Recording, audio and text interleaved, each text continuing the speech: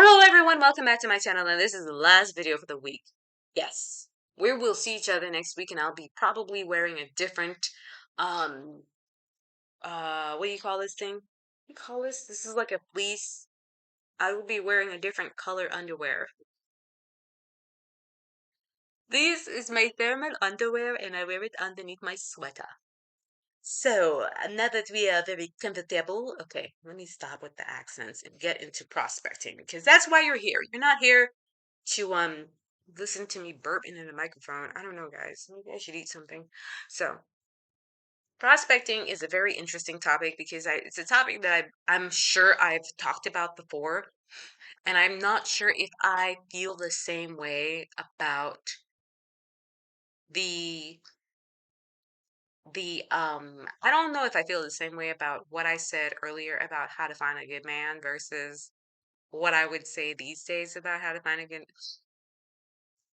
Okay, I'm gonna divide this up into a little incremental pieces. Why I think this conversation is kind of uncomfortable and I'm embarrassed.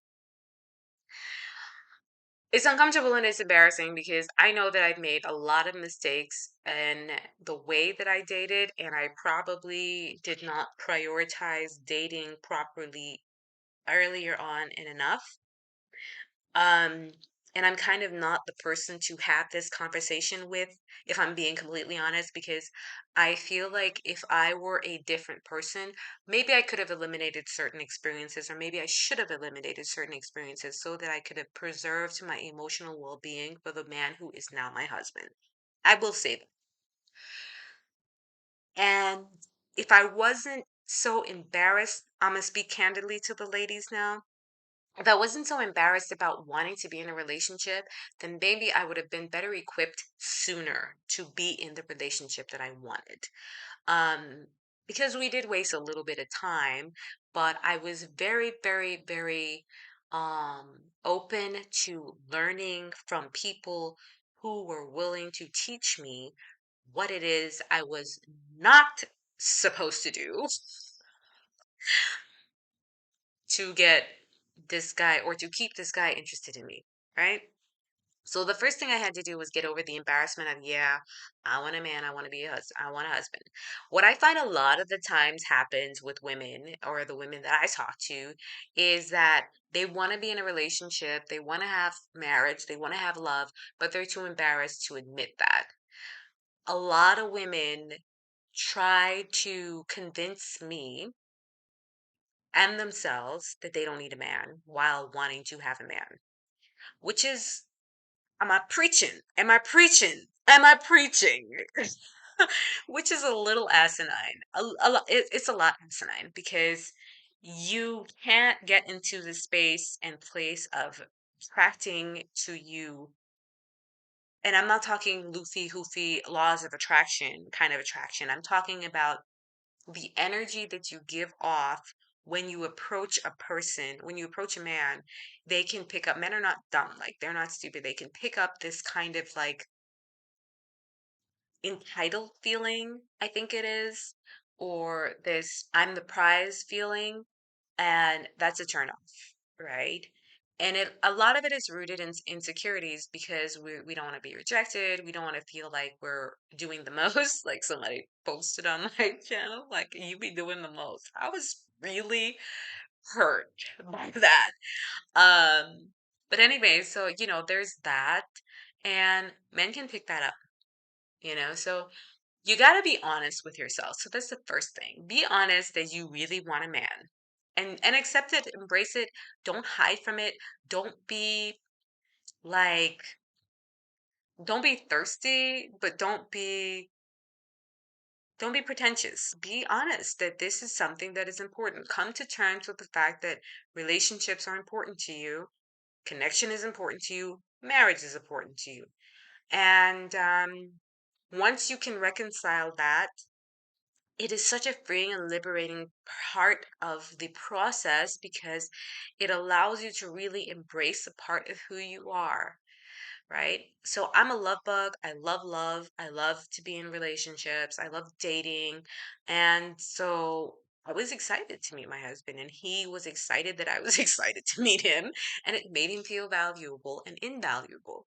And it made him want to try hard because a lot of women were playing hard to get.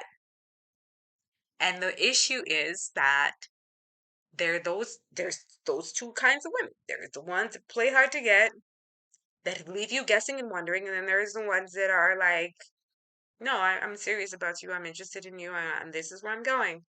And this maybe I'm being naive.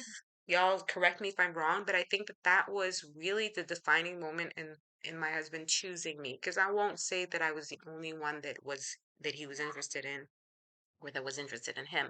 But I made my intentions extremely clear, and I was willing to do whatever it took to get to the bottom of, not whatever it took to get him, but whatever it took to get to the bottom of, is this the person for me, as quickly as possible. And I think that women tend to mistake that one for the other, that you want to make sure that you are clear about where it's going very early while not being attached to the outcome. And I do this with every aspect of my life, actually, is that I don't hold back. That's a lie. There's some, I mean, there are parts of my life that I'm still afraid and shy about. So, I'm not always doing this, but especially when it comes to relationships and business, there's there's definitely the need for moving quickly, making mistakes quickly. Um, that this might sound like bad advice, but because you run high risks, and then the risks might have really, really big repercussions. So you got to know where your comfortability lies. And so if you're comfortable with this, go slightly above that so that you can just get quickly to whether or not this person is serious or not. Now, it might it might come across. Oh my God. I need to eat. I'm just really disgusting right now. Sorry, guys. It might come across as being aggressive. I would say, because I get asked this a lot, I would say if a guy is not able to handle you asking certain questions from the beginning on, thank him for being honest with where he's at, and leave that. Because what ends up happening is that we get attached to the idea of being with this person. And it's not the idea that you are marrying or dating. You're dating the person. So when the person says, I'm not ready or I'm not there yet, you have to accept it as the truth and not ask them why. This is why men ghost women, because they cannot handle the unacceptance of just saying, I'm just not ready. I'm just not into you. I'm just not attracted to you. I don't want this. I'm not, goodbye. Once we're able to detach ourselves from the idea of, I like this person, this is the one, this person has to be the one, and it's very difficult the longer we stay in the situation. But once we're able to detach ourselves from that, we are able to move on to the next thing, and if needs be, grieve the loss of the idea, possibility of that person being the one, and heal and move on to the next process, which brings us ultimately closer to our love. And if you want to know if this works, it does, because this is how I coach women in relationships. And sometimes I'm very harsh and sometimes I'm very loving. And this is, what I tell women is that, when a guy's just not there, he's just not ready, you gotta be able to have the courage to leave.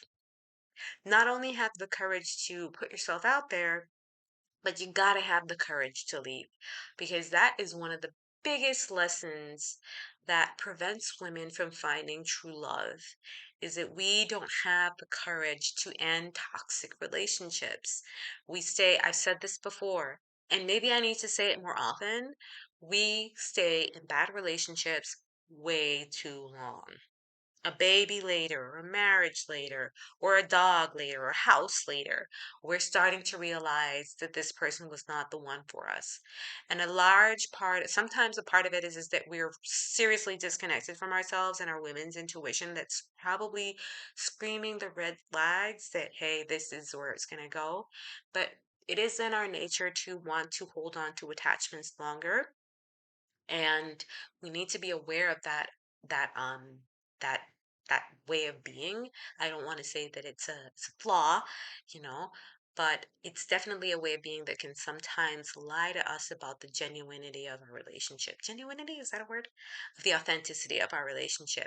And so sometimes we need to be really honest about the options that we need to start to explore, and explore them as quickly as possible, because while we are there contemplating whether or not we want to remain in the relationship, time's going, and time is fleeting, and opportunities as well. I hope you guys have enjoyed this um, short segment. This went a little bit over than the others, but I hope y'all had lots of fun here. Thanks for stopping by. Good night, San Diego.